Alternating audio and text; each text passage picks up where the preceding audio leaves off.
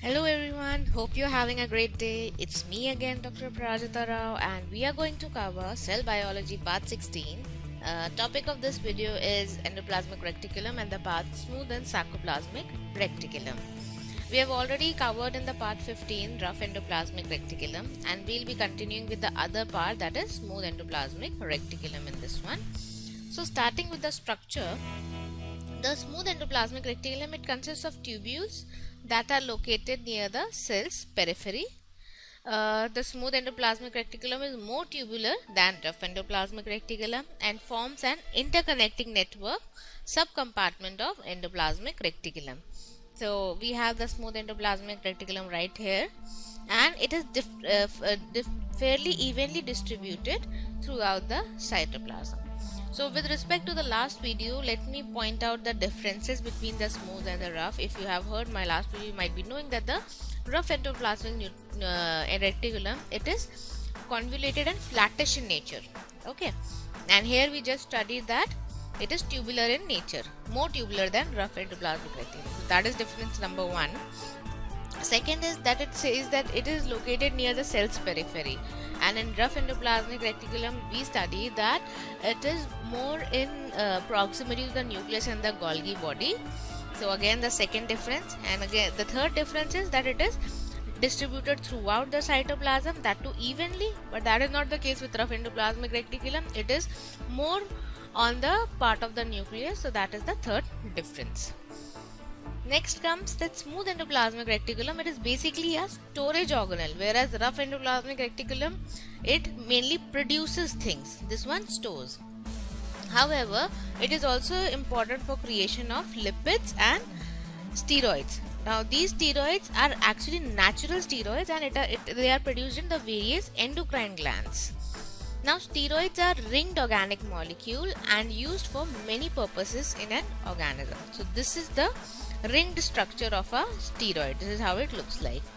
Now because of all this storage functions, the smooth endoplasmic reticulum, it functions in several metabolic processes of the body. Now it synthesizes lipids, phospholipids and steroids mainly. So cells which secrete these components, in those cells the smooth endoplasmic reticulum is in a higher concentration. So what are these cells? They are testes, ovary, liver and sebaceous glands.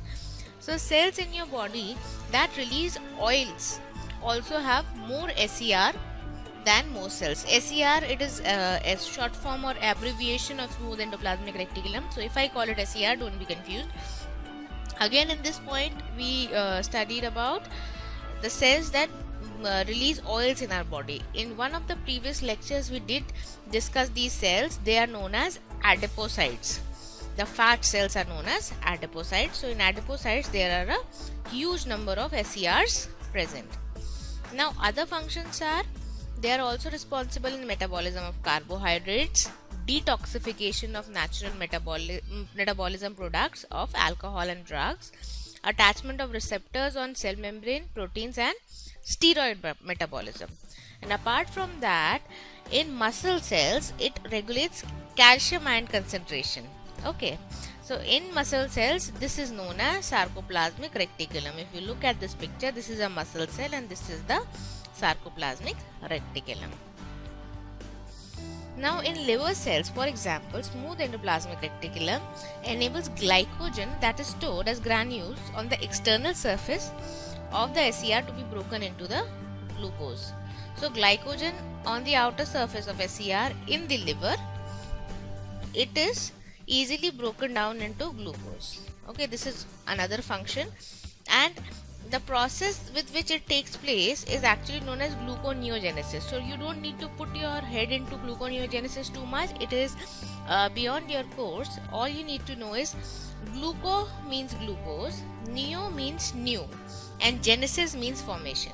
So wherever a new glucose molecule is formed, in that process will be known as gluconeogenesis. See, there are many other points to this. I'm just giving you a very brief introduction to it. Okay, so in gluconeogenesis we need an enzyme, and this enzyme is glucose 6 phosphatase, and this enzyme is present in the smooth endoplasmic reticulum. So even the process of gluconeogenesis because of glucose 6-phosphatase takes place with the help of smooth endoplasmic reticulum only. Now, like we studied in the function, that it helps in detoxification. Okay, so it detoxifies a number of organic chemicals and converts them into safer water soluble products. So because of this products, when they are broken down, it can easily be excreted out in our urine or feces. So large amounts of smooth endoplasmic reticulum are found in liver cells because of this function only, because liver is used to detoxify.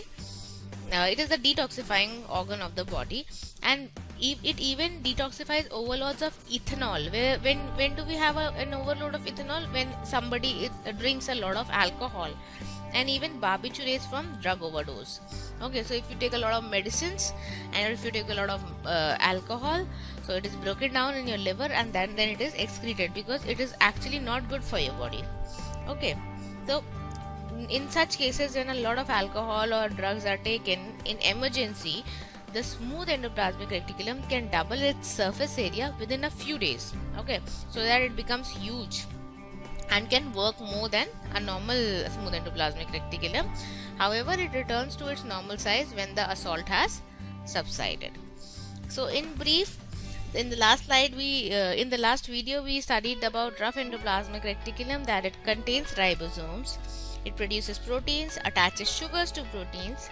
Proteins fold into their three-dimensional shape and packages proteins in transport vesicles which go to the Golgi apparatus. Whereas in smooth endoplasmic reticulum, they synthesize lipids and steroids. They have a role in cellular metabolism. They help in storage and metabolism of calcium and catabolism and detoxification of toxic substances. Now coming down to sarcoplasmic reticulum. So sarcoplasmic reticulum is basically smooth endoplasmic reticulum only, but this smooth endoplasmic reticulum is actually found in myocytes. So what are myocytes? They are muscle cells. So as a rule, whenever you hear the term myocytes, so myo means muscle and cytes mean cells. Anywhere in biology, this rule applies. Okay, so now we have already covered that it is a type of smooth endoplasmic reticulum. Now the only structural difference between this organelle and the smooth endoplasmic reticulum is the medley of proteins they have. Okay, but however, both bound to their membranes and drifting within the confines of their lumens. So the way they function is almost similar, it's just that the proteins they have is different. Okay, so now endoplasmic reticulum is basically, be it smooth or rough, it basically synthesizes a lot of molecules. But the sarcoplasmic reticulum, the main function or the only function is that it stores the calcium ions and pumps them out into the sarcoplasm. Sarcoplasm is a part of the muscle when the muscle fiber is stimulated. Okay, whenever it needs a contraction or an relaxation. So because when this calcium is released, it interacts with the contractile proteins in our muscles, and hence we are able to contract or relax our muscle, and this whole theory is known as the excitation contraction coupling theory. Okay, so this is how the muscle works. So if you see in this picture, here in the sarcoplasmic reticulum, the calcium is stored. Now this is sarcolemma, it is a part of the muscle, and when calcium is released, the contraction takes place. Okay, so that is all you need to know about smooth and sarcoplasmic reticulum. If you have any doubts, please feel free to write down in the comments. I'll answer as soon as possible. And please share the video, like the video, and subscribe to Edupedia World. Till then, it is me, Dr. Aprajita Rao, signing off. I hope you're enjoying the videos. Take care, enjoy.